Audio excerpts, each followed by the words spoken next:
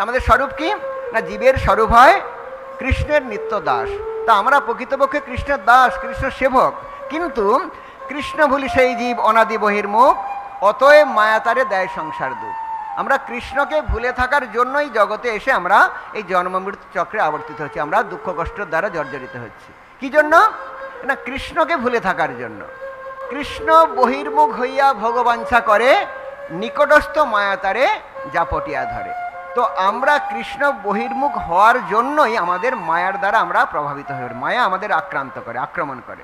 তো এই মায়ার দ্বারা আমরা কি হয় না, আমরা শুদ্ধ পবিত্র ভগবানের দাস হওয়া সত্ত্বেও আমরা এখানে স্বাধীনভাবে আমরা নিজেরা ভোগ করতে চাই। তো আমাদের অবস্থা কেমন?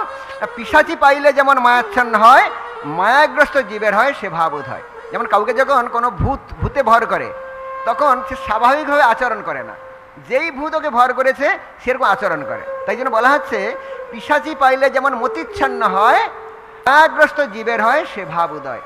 তো এখন তা আমাদের এর থেকে মুক্তির উপায় কি? আমরা কি করে আমরা এর থেকে মুক্তি পাবো? আমাদের অবস্থাটা কেমন? তাই জন্য আচার্যরা বলেছেন, এ ঘোর সংসারে পড়িয়া মানব না পাই দুঃখের শেষ, সাধু সঙ্গে আসি হরি ভজে যদি তবে হয় অন্তক্লেশ। আমরা সাধু সঙ্গে এসে যদি ভগবান শ্রীহরির ভজনা করি, তাহলে আমাদের এই দুঃখ দুর্দশার নিবৃত্তি হবে।